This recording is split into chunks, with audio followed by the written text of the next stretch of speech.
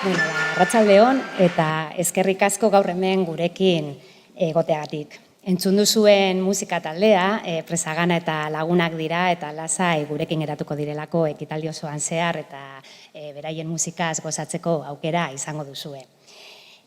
Protokoloak protokolo, lehenik eta behin nire burua aurkeztuko dizuet, Ane Sarasua Aranberri naiz, UEUko idazkari nagusia, eta gaurko egunean, salbuespen gisa, aurkezle lanak egitea tokatu zait. Uztaro, Giza eta Gizarteen Zientzien aldizkariak, egungarren zenbakira iritsi da, ezta? Eta, berez horreratik, mugarri garrantzitsua ospatzeko, gurekin egon zareten guztiokin ospatzea nahi dugu, ezta? 27 urte pasa dira Uztaro sortu zenetik, eta ibilbide guzti honetan zueri esker izan da posible Uztaro, eta horregatik, lehenik eta behin mila esker, hemen zaudeten guztio posible egin izan duzu Uztaro, eta badira beste batzuk ezin etorria jakina zidigutenak, eta mila esker ibilbide honetan bidelagun izateagatik. Eskerrik asko ere, ekitaldi honetan zeharkaro zuzenean zein bat izango dira, nirekin arituko direnak, eta eskerrik asko ere, kafe antzokiari, azken finean euren etxea usteagatik, eta eskuzabaltasun horrengatik, ezta? Egungarren zenbakia da, zenbaki garrantzitsua, erraz esaten dana, baina ez da bape erreza, ona iristea, ez da, eta zenbaki berezia da, eta oso garbi geneukan, nolabait, ospakizun hau, ekitaldia bera, garrantzitsua izan behar zela, zerbait berezia egin behar genuela, ez da? Ez bakarrik UEUn, erakunde mailan, baizik eta bebai, Uztaroko erredakzio kontseiluaren ikuspuntutik bebai, ia gemiltzan bueltaka, zer egin ospakizun horri, olako ekitaldi batero antolatzeko. Baina ez bakarrik ekitaldi ikuspuntutik, baizik eta aldizkaria berarekin ere zerbait egiteko asmoa hasieratik egon da. Orduan, dagokion, orain argitaratuko litzateken egungarren zenbakia, ez, dagokiona argitaratzeaz gain, zerbait berezia egin nahi genuen, eta orduan egungarren zenbaki hori argitaratzeaz gain, EUN+ deitu dioguna ere kaleratu dugu. EUN+ berezi honetan, jakintza alor ezberdinetako adituen gogoetak, biltzea nahi izan dugu, euskarazko aldizkari zientifikoen ingurukoak eta baita Uztarok bertan egindako ekarpenaz, bebai, ezta? Eta gainera, EUN+ berezi horretan, EUN zenbakien guztien aurkibideak ere jaso ditugu eta bertan bildu ditugu. Pozik gaude emaitzarekin, egungarren alea argitaratze honekin, eta pentsatzen dugu zenbaki berezi plus berezi hori bebai polita geratu dela.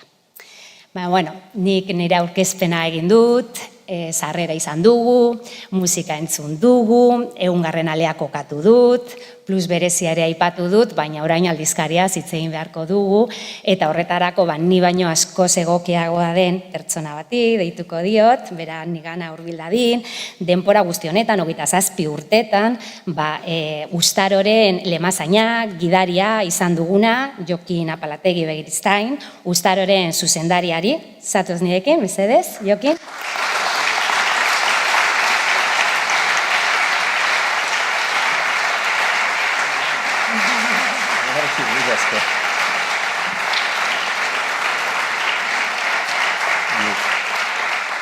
Prostituir behar hauek irakurtzeko. Arratsaldeon eta ongi etorri, ospakizun honetan bildu zareten guztioi. Hasteko Uztarokideoi, asko zarete, hor ez dakitik batzuok ikusiko zen duten, beste batzuok ikusi ez badezute, gero hau ikusiko dezute. Gure idazkari dan, nekan intxaurtzak zifran dana bat eman dizkigu, aberatsa dana, geuk ere ezken duena gogoratzen, zaila dalako. Orduan, esaten dut, Uztarokideoi banan esker bereziak. Eta, keinu txiki bat egin nahi diot norbaiti bat bakarrik, barkatu, bestela pentsau, izenak ematen ongo inek hemen ordu erdi bat, izen bakar bat bota behar dut. Eta hori da, esango izo eta arrazoia zergaitik, iruditzen zait merezi duela. Mikel Zurbano, Irizar da. Mikel, 0 zenbakitik erredazio konsejoan egon zen. Eta gaur arte heldu da. Orduan, biok gera lehen momentu hartatik gauraino heldu geanak, horrek utzen nahi beste batzuk orduan zirenak hortxe dabiltza inguruan. Baina, bueno, aldaketa txiki batzuk tarteka egoten dira. Ze hemen borondatezkoa da, borondatez norbait sartzen da eta ateatzen da, hori bai, inguruan baditu onartzen dutenak, eta esaten dira bai, horrek ordezkatzen gaitu, edo hori gure ordezkaria da. Hau esanik, biztanda, Uztarok funtzionatu badu, gibelean UEU zuelako izan dela. Hau, garbi auki. Orduan, txalo handienak UEUkide guztioi. Hemen zaudenak eta kanpoan daudenak.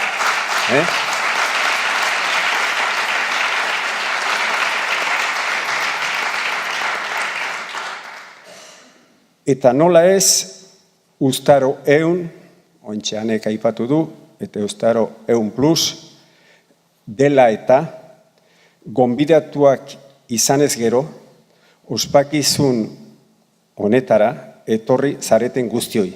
Badira ere horrelakoak. Hoieri ere, eskerrik handienak ze. Hemen Euskaldunok denon beharra dugu. Denok beharra denok alkarri amor emanez, laguntza jarriez, zer da jatea dezakegu. Bakarka ez dugu zer eginik. Ongi baino hobeto dakizue, gaur hemen bildu bagera, Uztaro 100. Alea udala eta ospakizunan motiboa zegoela iruditu zitzaigulako dela. Hots, ikerketaren bidez, euskera alor zientifikora eramateko aleginean, gure aldizkariak egindako bidea lorpen bat konsideratzen dugulako. Hori da motiboa. Izan ere, Uztaroren bidez, UEUk desafio bat irabazi baitu, nola euskerarentzat, ala euskal kulturarentzat, eta bereziki ikerketa zientifikoan dabiltzen euskaldunentzat. Hasteko gugeuk noizbait, geure buruei egin izan genien, desafioa da funtsa. Nik nerea kontatuko izuet, zuek ziur nago, zuetako bakoitzak kontalezakela berea, antzekoa, bere diferentzitxoekin. Personalki, beti gogoan dut, 20 urte nituela, Donostioko seminarioan negoela, ikasle bati 24 urtekoa zen, azken urtekoa, hau entzun niola. Euskerak ez dik filosofatzeko balio. Ez baitik hizkuntzazko ahalik. Gutxi garaturiko hizkuntza baten aurrean bai gaudek. Honen lekuko nabarmena zera duk, ez daukagula euskeraz idatzitako filosofiazko obra duinik. Arrazamendu arekin, lehen kolpean harrituta gelditu nintzen, baina ez konforme. Are oraindik hori esaten zuena, euskaltzale porrukatutzat neukelako. Esandakoak zer pentsatua eman zidan. Ordutik eta berehala, nire buruan gogoeta eta informazio bilketa gurutzatuz, argudiura desmontatzen saiatu izan naiz bizitzan zehar. Gaur, egungo Europako hizkuntzen artean, zenbat dira filosofiazko obra duinak dituztenak. Eta lorpen denboraren arabera, noiz eta nola helduak dira alor horretara.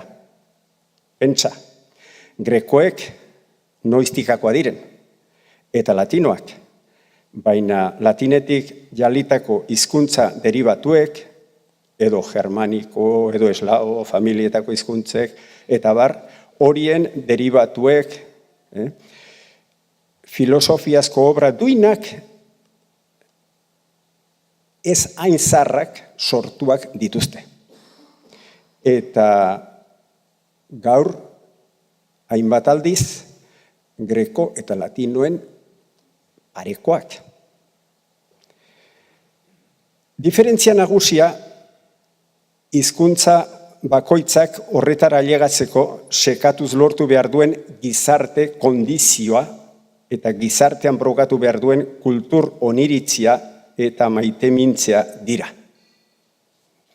Euskaldunoi, Europan guztietan zaharrena den hizkuntza dugunoi, anitzere anitz kosta izan zaigu, aipatu gizarte kondizio hori sortzen eta euskal kultur utopia maitemingarri bilakarazten. Baina zorionez, azken 50 urte hauetan bereziki, urrats hori eman egin dugu. Eta erresistentzia proiektu goranai kutsakor bati esker, gogo hori gizartean itxastea eta zabaltzea lortu dugu, horretara heltzeko batzuek izerdi eta mota desberdinetako sufrimentuz jardunaz, bidesaria ordaindu beharri izan badute ere. Gogoan ditut, hainbat eta hainbat zuek ere zautzetxunak gure artin ibilita joanak direnak. Euskararen mundu hortan, ikerketaren mundu hortan, hainbeste gauza utzi dizkigute gutenak. 60. urteaz gero, euskeraz garatzea joan garen hezkuntza sistema propioarekin, gehi alfabetatze euskalduntze sistema, baita produzio literario eta medietikoarekin ere, liburugintza, diskogintza, egunkariak, aldizkariak, irratiak, telebista, zinema eta abar luze batez, euskerak behar zuen gizarte kondizioa sendotzen eta barreiatzen ikasi du edo ikusi dugu euskera. Baina aldi berean eta horri gaina hartu nahirik, bereziki hezkuntza sistemari dagokionean, gure lurraldean administrazioan nagusitasuna duten estatuei aurre eginez, eskolari dagokionean, bereziki, alor horretan beste ezertan baino gatazkatsuago garatzen ari baita, estatuaren lege erabiliaz gure bilakaerari marra gorria ezartzeko asmoa topatu dugu. Honela bada, Espainiako estatuak irakaskuntza ez unibertsitarioan euskera garatzen zoala ikusirik, lege desberdinen bidez, itzulika eskola kontseilua ikastetxearen organo kolegiatu izatea basaraziko du, eta honen inguruan mugitzen den ikastetxeko jarduera oro, administrazioari zuzendariaren izendapena proposatzera behartuko du. Eta Euskal Eskola Publikoaren legeak, funtsean Espainiako aurreko legeetan datorrena jasotzen du, berritasun nabarmenik sortu gabe. Eta 1983ko maiatzaren 25ean, haren ezarpenarekin Euskal irakaskuntzaren munduan ziklo berri bat irekitzen du. Aipatu legu saio horiek, mejoratu nahirik edo, 2013an aldiko gobernuaren bidez, LONCE legea edo BERT legea bezala ezagutzen duen jaurtitzen du estatuak. Abenduaren 8ko lege organikoak adierazpenez hezkuntza kalitatea hobegotzea du helburu, eta horretarako 2006ko maiatzaren 3ko lege organikoa eta hezkuntzarako eskubidea arautzen duen 1985ko uztailaren 3ko lege organikoaren 6 artikulu eta xedapen gehigarri aldatuko ditu. Egun, estatutik behin eta berriz gatazka alde batera konpondu nahirik datorren lege joku horrekiko daukagun erretribizore ikuspegitik argi ikusten dugu lehen lege horiek agertzean abordatzen zuten arazo nagusia etzela Euskal hezkuntza munduan eztabaidan zegoen eskola publikoa, ala pribatua, eskola publikoa, ala ikastolak, alternatiba ebaztea baizik, eta eskola euskalduna ala espainola zutela helburu. Espainian, Euskal Herrian ere berdin kabitzen baitira nola eskola pribatua ala publikoa, biak euskaldunak izanez gero iraun behar dute. Lege eraso horien azken kapituloa, hots, BERT legearena, bereziki dago, eta aurreko mezu haien alternatiba bera daramate. Orain irakurri berria dut, gure hezkuntza plataforma topaguneak Euskal Jaurlaritzatik lomceri aurre egiteko gisan aurkeztu zuen heziberri dekretua mesfidantzaz tratatzen duela, esanez, erreberiren bidez, lomceren neurri asko ezartzen ari dira. Are, heziberri dela lomceren ezarpenaren bermea. Une hau ez da arrazoia non dagoen eta noraino eramaten alden eztabaidatzekoa. Eta esandakoak esanik hemen uzten dut oraingoz. Eta gaurko ospakizunean gai denera itzuliaz, zehazki esan dezagun, UEUk 70 urteetan hezkuntza unibertsitarioa eta ikerketa euskeraz garatzeko asmoz abian jarri zuen plangintza proiektuaren barruan, sortu zela 1910 urtean Uztaro aldizkaria. Euskeraz garatutako giza eta gizarte zientzien alorreko ikerketa emaitzak argitaratzea izanaz helburu. Baina argitalpen horien egile ikerleen 6 urtekoak kontabilizatzeko orduan balioa eta onarpena izango zuten lanak argitaratzea ere bai. Hots, munduan dauden hizkuntza desberdinetako giza eta gizarte zientzien aldizkarietan argitaratuko lanei ematen zaien kalitatearen parekoa aitortuz. Horretara ailegatzeko jardunean bi modutako trabak gaintu beharra agertu zitzaigun. Lehena, aldizkari zientifikoen kalitate ezagutza lortu beharra gendukela Uztarorentzat. Eta horretarako ibilbide bat diseinaturik, berriki helburu hori lortua dugu, laburbilduz. Ara gertakari horren kontakizuna. 2008an erabaki genduen munduko informazio eta dokumentazio zentroekin harremanduz, zer irizpide erabiltzen duten aldizkari zientifikoen kalitatea neurtzeko ezagutzea. Horrela, mundu osoko hainbat zentro, indize eta datu basetara baseren irizpideak azterte genituen. Eta erabaki genduen latindesen 33 irizpideak betetzea lehenengo helburu gisa. Latinoamerikako, Karibe, Espainia, Portugaleko aldizkari zientifikoen informazio sistemari deitzen zaio latindes. Uztarorentzat latindesen direktorioaren eta katalogoan agertzean baino importantegoa zen helburu zehatzak eta lortzeko moduak ezartzea. 33 irizpideak horietatik abiatuta.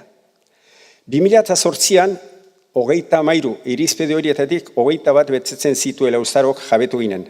Eta erredazio kontseiluak erabaki zuen 33ak betetzea ere posible zela eta horrek aldizkarien kalitatea areagotuko zuela. Eta kanpora begira, kalitatearen berme bat eskainiko zuela. Geroztik, aski laster lortu zen 33 irizpideak betetzea. 2011ko ekainaren 3an heldu zitzaigun berria. Azpimarratzekoa da, 2010an, 72. alearekin, lehen aldiz batzorde zientifikoa eta idazkariaren figura agertu zirela. Hoieri, bereziki esker handiak. Ze gogoratzen dut, banandu ginela, redazio kontseilukoen artean, eta batzuek eta besteak ikustea proposamenak gehiago ginen, eta inorketzigun kalabazarik eman. Denak baiezko eman ziguten. Eta gaina entusiasmo askokin kaso askotan. Orduan, zorion handiak batzorde zientifiko horri. Geroztik, nabarmen ikusi dugu aldizkariak balio handia irabazi izan duela, eta egileak geroz eta gehiago datozela Uztaron argitaratu nahirik. Kanpoko begiradeentzat ere berme objektiboekin frogatzen delako aldizkariaren kalitatea. Bide nabar aldaketa horietan inplikatu diren guztiei esker anitz. Euren izenak geroztiko aldizkariaren ale guztietan idatziak ageri dira noski. Bigarren traba gainditzea, hots, 6 urtekoa lortzeko balio normalizatua ukan dezaten argitalpen horiek, Euskal Herriko Unibertsitateko erakundeak kupulan dauken Espainiako Ministerio edukazion, zientzia eta teknologia deitzen den horren, kontrola gaindituz subirano bihurtzetik igaro behar da. Horretarako, Euskal Legebiltzarraren eta Eusko Jaurlaritzaren bidez Euskal Herriko unibertsitateek euskararen emantzipazio zientifikorako, hizkuntza zientifikoaren estatus osoa aitortuz, balio eta onarpena ezagutu behar dizkiote euskarari. Ez naiz ez zer inventatzen ari, zeren Unibask Euskal Herriko Euskal Unibertsitate Sistemaren Kalitate Agentziaren 8. artikuluan, 3. atalean, hau baitio, Unibaskek ikerketa jarduera ebaluatuko du. Ikerlana ebaluatzeko estatuko batzordearekin, CNEI-rekin batera. Batzorde hau irakasle eta ikertzaile funtzionarioen ebaluazioak egiteaz arduratzen delako. Egoera hori behin betiko gainditu behar da euskarari emantzipazio zientifikoa errekonozitzeko. Eta hori gauzatzeak Euskal Herriko Unibertsitatean eta Euskal Herriko Unibertsitateek euskaraz egindako ikerketen 6 urtekoa kontabilizatzeko orduan lege eta epaimaia propioak ukaitea ekarri beharko luke. Hori ez dagoen bitartean uztaroren lanak argitaratzeko prestatu ordez, Euskaldun ikerle hainbat, baloratutako erderaz ezberdinetako aldizkarietan, ikerketa txostenak eta argitalpenak idazteko erabakia hartua dute. Gurekin argitaratu izan duten hainbatek, personalki, hola, bide nabarra ikustea nunbait, esan izan diat, jokin aspaldian ez naiz agertzen ez gera, baina, klaro, ontan ari gera, eta gure karrerare egin nahi deguta. Bueno, hori horrela izango deno, euskerak eta euskal ikerketa unibertsitarioak sortutako lanak penalauzitorik egoten jarraituko baitute. Beste aipamen gehigarri bat egitea ere beharrezko da, ikerketa zientifikoen emaitza diren argitalpen onarpen kriterioi buruz. Une honetan, ikusteko, guk hemen egiten deguna, hemen rebindikatzen degula, gurea bai, baina ikusten noraino doan, beste batzuen are baradala gu baino askoz subiranago diren entidaden ere. Esaten dut, Europako estatu nagusietan, gurean ez bezala euren ikerketa hizkuntzak normalizaturi dauzkatenetan, krisi egoera bizi dute arlo honetan. Hots, gure kontrolatzaile eta itotzaile diren hainbat administrazioetako hizkuntzen barruan ere, krisia dagoela. Ara nola, Frantziakoan, Alemaniakoan, Bretaña handikoan. Herri horietako akademiek argitalpen zientifikoen kategorizazio egiteko darabiltzaten kriterioez, alarma gorria piztu diote Europari. Eta hain zuzen, Carlos Moedas, Europar ikerketako komisarioari, deklarazio bat egin diote. Errekomendazioak egiten dizkiote kalitatezko artikulu zientifikoak existitu eta edatu daitezen europear hizkuntzetan ere. Onartuz noski, komite organizatzaileak akasgabeko kalitatedun zientifikoez konposatuak egon behar direla. Guk ere hortan ez dugu inungo pegari jartzen. Baita, arreta handienez aukeratutako espertoak eduki behar dituztela, eta maila desberdinetakoen azterketak kalitate zientifikoa bezala errigore metodologikoaz ziurtatu behar direla. Hori dana onartuz. Kritika zehatzagoak ere egiten dira. Aldizkari bateko artikuluen garrantzia impacto faktoreaz neurtzeko dagoen usadioaz, berriz hau diote. 2 urteko epean artikulu batek lortutako aipamen zenbakien batez besteko aritmetikoa, neurgailutzat hartzea, kriterio sinplegia izan daiteke. Artikulu horren kalitatea beste nunbaitean areagoan, ziurrenik sendoago bai dago. Era berean, ikertzaile baten H indizea kritikatzen da. Hots, indize horren arabera, ikerle batek argitaratutako artikuluak eta lortutarako aipamenak gurutzatzearen jokabidea kritikatzen dira. Sinplegia dirudi hori lanaren kalitate kriterio egiteak diote. Guzti hau dela eta Frantzian orain arte indarrean zegoen aldizkari sailkatzea ezabatu egin dute. Hots, 3 kategorietan bananduak zeuden, A, B, C, simpleki. Eta ikerketa goi ikaskuntza, agentzia berriak hori guztia erortzen utzi du. Eta horren ordez, zientzitasunaren perimetroa altxatu du. Perimetroa.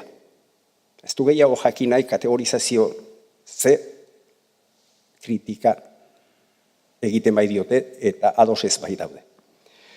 Badaukegu zer ikasia guzti honetatik, baina ez gaitezen lokartu, bestela beste behin ere euskerak hizkuntza zientifikoaren onarpena eta ezagutza galduaz, etendura berri bat pairatuko baitu. Mila esker entzuteagaitik. Eta beste gabe, erreleguaren gaia aurkeztuko dizuet. Ni batzuk badakizute, beste batzuk igual ere, gaurtik ez nahi zuzendaria izango. Zuzendari berri bat, gaurtik eukiko du Uztarok. Eta hori, hemen gure hautzinean dago, Gidor Bilbao teletxea da. Gidor lan askoren egilea da, naiz gaztea izan, kalidadea handikoa, 5. urtetik Uztaroren erredazio kontseiluan dagoena, eta hainbeste gauzataz okupatu dana. Bereziki kalidadearen bidean egin ditugun latindeseko bideoiek eta beak idatu ditu. Beak idatua ditu. Orduan, uste dut norbait garrantzizkoa daukegula, gogo handia duena, balio handia duena, eta hori behar dugu, gaztea, orduan gauza asko batzen dira. Nik nire aldetik, eta uste dut errazio taldean, kontseiluan dauden guztiek, hau batez izendatu degula. Eta izendatu hori gero, ueuk dauken zuzendaritza, goi zuzendaritzak ere, inungo arazorik ez du jarri, orduan aurrera doa. Orduan nire partetik Gidorri txalo bat.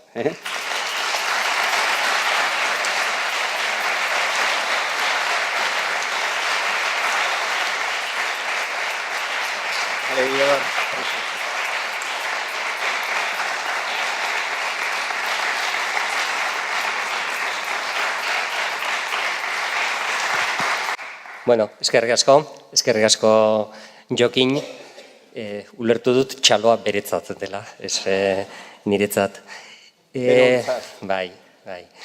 Eskerren eguna da, eta bai, lehenengo eta behin eskerrona agertu behar diet Uztaroko lankidei, niregan konfiantza jarri dutelako eta ardura hau eman didatelako. Bigarren zerari, ueuri. Ueuk esan du Jokinek, neukan bere hitzaldia irakurrita, baina gauza batzuk errepikatuko ditut, ez da. Ueuk duela 27 urte ikusi zuen giza eta gizarte zientzietako alorrean usta jasotzen hasteko garaia zela, eta orduan apostu bat zen, apostu arriskatua, neurri batean, baina hori baino are importanteagoa iruditzen zait, jakin duela 27 urtez apostu horri eusten. Ze Jokinek esan duen moduan bolondrez asko ibili da hemen, baina ueuk eta ueuren zuzendaritzan 27 urtez zuzendaritzetan izan direnek, behin eta berriro, momentu errezetan, baina baita momentu gatsagoetan ere, jakin dute Uztaroren aldeko apostua egiten. Hiru alderdi aipatu nahiko nituzke berari buruz. Bat, lehenengo momentutik gazteei eskaini dien konfiantza.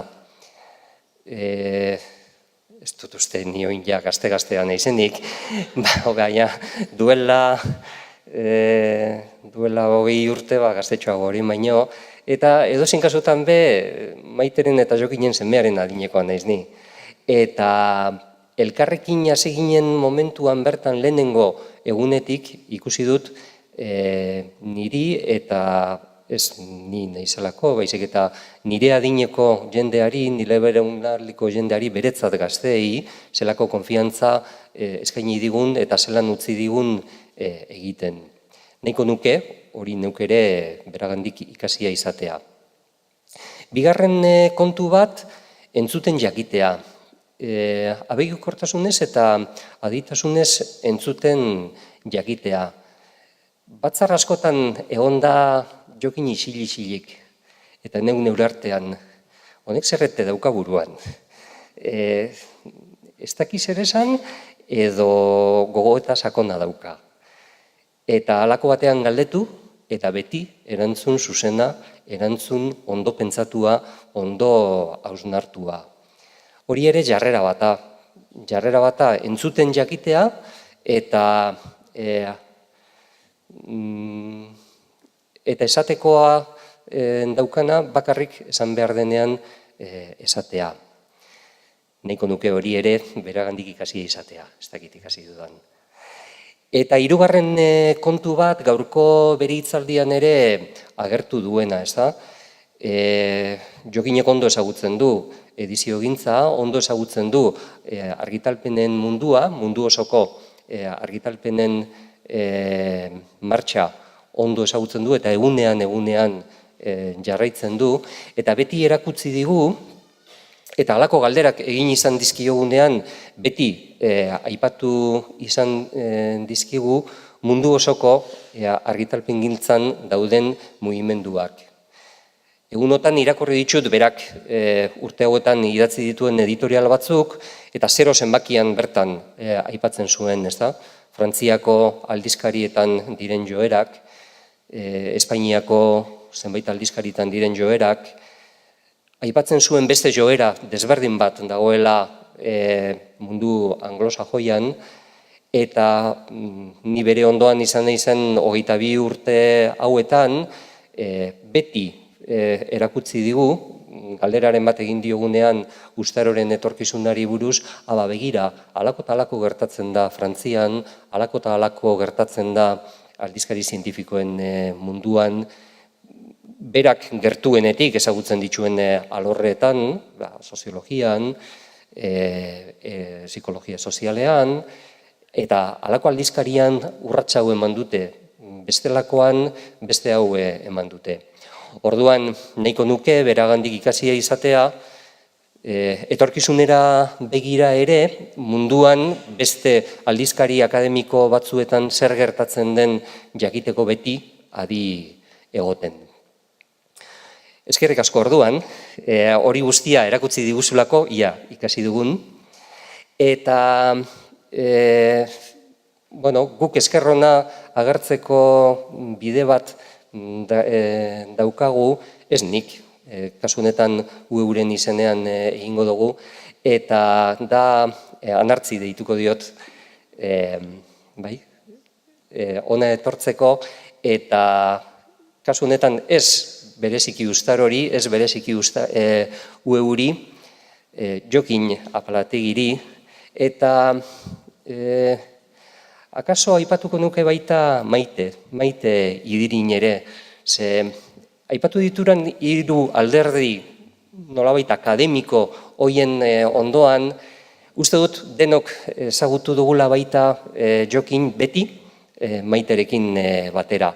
Eta Maiterekiko konfiantza, Maiterekiko konplizitatea, Maiterekiko elkartasun hori ere, uste dut lesio bat izan dela denontzat. Hortaz, dantza agurra, zeuretzat Jokin.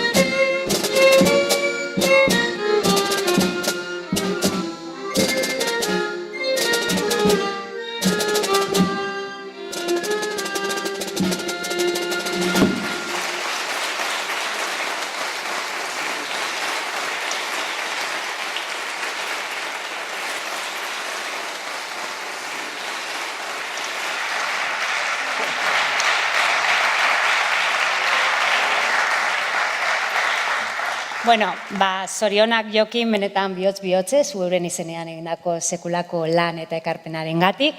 Mila esker, Anartz, Ormazari, UEUko arkitektura zailburuari ainagur ederra egiteagatik. Sorte hon, Gidor, fase berri honetan.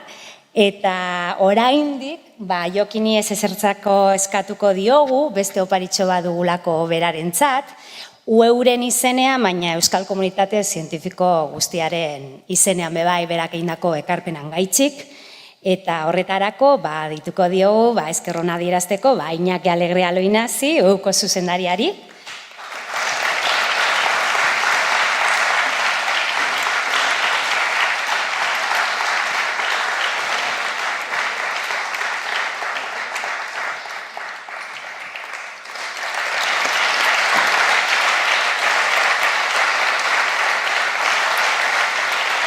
Bueno.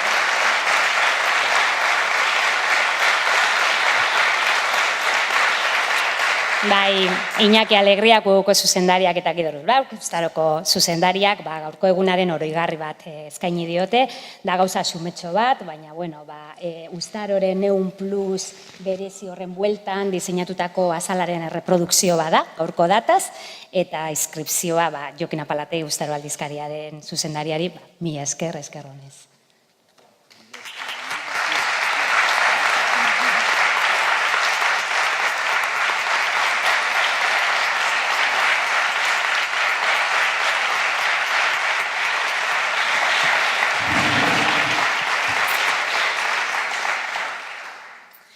Bueno, bagoiaz aurrera, gogoeta alde batetik, emozioa, gogoeta, baina hurrengo hizlariaren txanda iritsi da.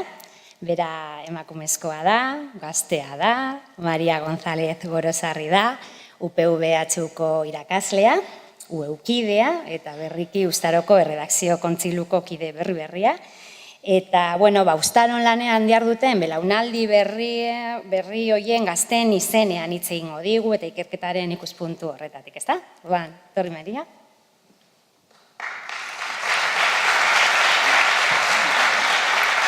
Eskerrik asko. Nik ere eskerrak eman nahi diot Jokineri, Uztaron parte hartzen hasi naizenetik erakutsi izan didan harrera onagaitik, ezta? Nik azkenengo urteak Berlinen eman ditut, eta Euskal Herrira bueltatzea erabaki izan nuenean, bazen horrelako errenka horrezko bat, Jesus Mari Zalakainek eta Josi Basterretxeak Uztaroren erredakzio kontseiluan utzitako lekua zelan bait okupatzea, Xabier Landabidearekin batera. Eta irailetik ona EHUko irakaslean nauzue, beraz gaur komentatuko dudan ikerlari gazten egoera utzi berri dodan egoera bada. Ikerlari gaztea, batez ere beka, proiektu, doktoretza aurreko beka, doktoretza osteko proiektuetan bizi da, naiz eta batzuetan langabezian ere egon, langabezi saririk gabe, ez da bide luze hori egin behar izaten du, egunen batean, unibertsitate batean lan egiteko akreditazioa behar izango duelako. Akreditazioa estatuak ematen duen akreditazioa da, eurek ipinitako agentzia batzuetan, badago Espainiakoa eta EAEkoak. Eta horretan, Euskaraz argitaratzeak oso pisu gutxi dauka, Jokin Apalategik esan berri duen moduan. Orduan, baloratu egiten dena izaten da, kanpora begirako ikerketa, argitaletxe nagusiek kontrolatzen duten aldizkarietan agertzea, eta horretarako, beraz, gure ikerketa, nazioarte mailan merkatu horretan salgai izango den zerbait ikertu behar izaten dugu. Horrek gure ikerketa gaia baldintzatzen du, merkatuan onuragarria izango den zerbait izango da, eta ez diru publikoaren soldatekin ordaintzen den gure ikerketa ez da gure euskal jendartearentzako onuragarria izan daiteken zerbait, ezta? Alde horretan, Uztarok erreferiantzaltasuna lortu izan du, alde batetik Euskal Herriko ikerketaren berri ematen duelako. Azken 27 urteko euskarazko ongiza eta gizarte zientzietan egindako ikerketa, bertan daukagu, online badaukagu kontsultatzea, baditugu horre tomoak, eta batez ere ikerlari gazteen tesiak ere bertan argitaratu izaten ditugu, eta horrek gure gertuko errealitatearekin lotzen gaitu. Ikerlari gazteen ardatzak, esan bezala, prekaritatea da, 40 urte bete arte, 40 urteren bueltan lortu izaten dugu zelan baiteko ziurtasun ekonomikoa, etengabean gure kideak direnekin lehiatzera behartzen gaituzte, horrek langiroa eta ikerketaren helburua ere baldintzatzen du, gure lankideak, gure lagunak direnekin lehiatzen gara eta lehiatzen jarraituko dugu, eta badaukagu arrisku bat ere badana urteetan landu egin dugun ikerlana guk argitaratu ordez gure gainetik dagoen irakasle batek bere izenean argitaratzea, berak ere bide horretan 6 urtekoak behar dituelako.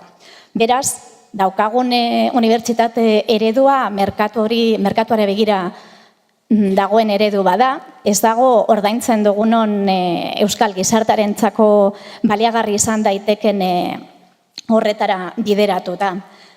Aldiz, unibertsitatea gero eta elitistagoa da, bi adibide bakarrik piniko dizkizuet, nik orain 15-16 urte doktoretza ikastaroak egin nituenean, aldi berean aldizkari batean lanean nengoen, Hanboton, eta lanean nengoala doktoretza ikastaroak egin izan nituen. Gaur egun aukera hori kenduta dago. Doktoretza ikastaroak erabat presentzialak dira, eta horrek esan nahi du lan egiteko premina dutenek ezin izango dutela unibertsitaterako biderik hartu. Are gehiago, lanean jardun izan ez banu, nik ez nuke izango adibidez, ezin izan litzateken nire ikergaia. Ez nuke jakingo zer behar izan duen nire kasuan euskarazko edabideek jakiteko zer ekarri, zer ekarpen egin aldiodan nire formazioa ordaindu duen jendarteari. Bigarren adibidea, gure unibertsitatea gero eta elitistagoa egiten ari den seinale daukagu doktoretza aurreko kontratua murrizten ari direla, eta gaur egun tesia egiteko 4 urteko bekaldi bat dutenen kasuan, azkenean parekatu nahi izango diote kontratu hori praktikaldiekin, eta beraz, berriro ere ezin izango dira lan merkatura barriro lotu. Edo bidea hartu behar dute unibertsitaterako, baldin eta bide hori egiterik badaukaten, lan egiteko preminarik ez badaukate, edo horretatik kanpo geratuko dira betiko. Horren aurrean, UEUk bestelako unibertsitate bat, bestelako eredu bat badakar, dala lehenengo eta behin sailetan oinarritutako egitura daukana, hau da modu horizontalean egituratuta degona, badago ere gertutasun hori eta gure artean ikertzen duguna plazaratzeko bidea eta kanala eskaintzen duena, adibidez maiatzean egitekoa dan ikergazte topaketa, eta 3. zutabea Uztaro bera da. Uztaro euskal ikertzaileon iparrorratza da, estatuak akreditazioaren bitartez kontrola ipintzen badigu ere, esaten zer ikertu behar dugun, nora begira ikertu behar badugun ere, Uztarok lortu dituen azkenengo ekarpenekin dala Latindexen figuratzea, eta orain Unibaskekin lortzerik badaukagu euskarazko ikerkatak berez baliorik izatea, horreri esker estatuak ipintzen digun merkatu ikuskera horri aurre egin ahal izango diogu nahi duguna ikertzen eta batez ere nahi dugun hizkuntzan, ezta? Uztarok ere euskaratik abiatutako ikerlanak biltzen dituelako eta alde horretatik azkenengo 27 urteko korpusa biltzen duen aldizkaria delako. Hortaz, hurrengo urteotan erredakzio kontseiluan egongo garanok, bai Jokin Apalategiren bideari jarraitzea badaukagu helburu, eta horretan Gidor Bilbao lagun izango dugulako posten gara. Mila esker.